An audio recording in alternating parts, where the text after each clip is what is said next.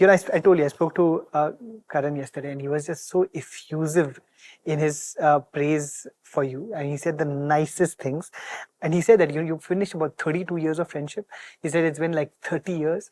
I wonder, I'd love to know about your friendship with him. When you first met him all those years ago, did you know that you would be friends for this long?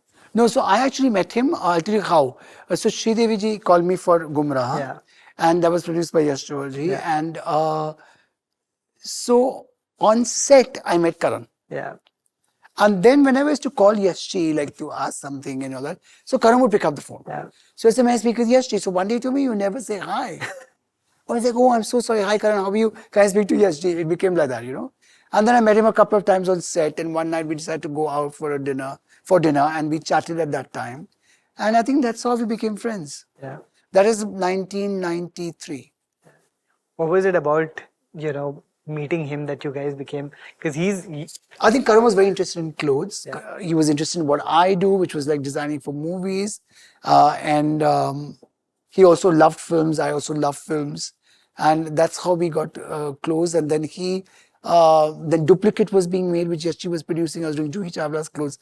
And I remember he was interfering in the clothes. And one day, why are you interfering in the clothes? You're just the producer's son. And things like that. And I think Karan has always been a person who's very warm. Yeah.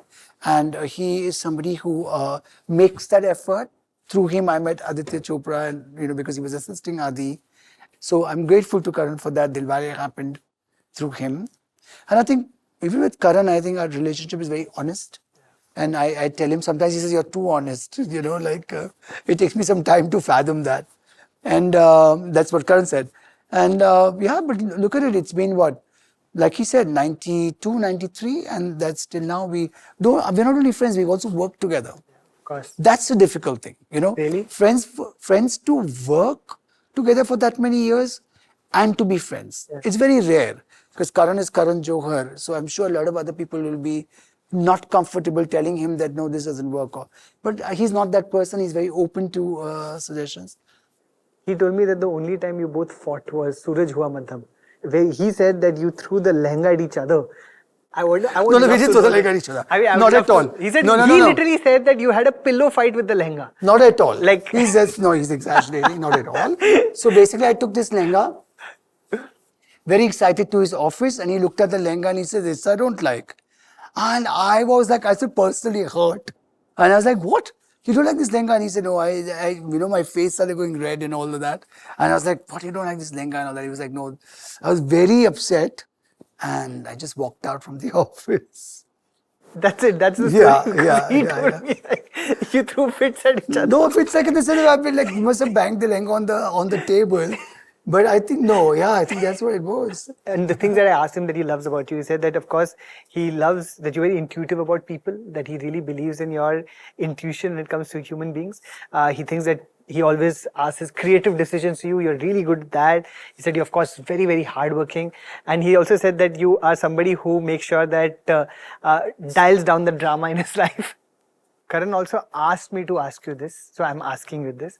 He said, why are you so, and I quote, okay, he said, why are you so private about your personal life?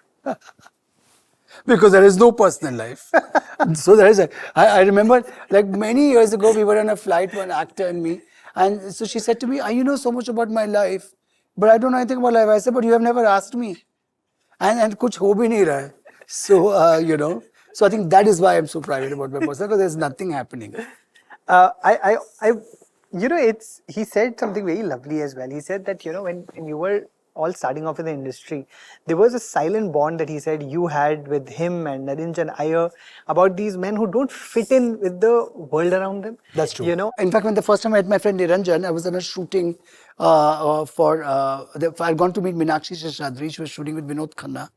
And Niranjan, we just started talking. And it was the same conversation of films and food and all of that, which is still the same conversation, right? So I think that, and I think that's a very true thing which Karan said, that we kind of also connected because the industry was very different. Yeah. And then of course Karan went on to becoming a fabulous filmmaker.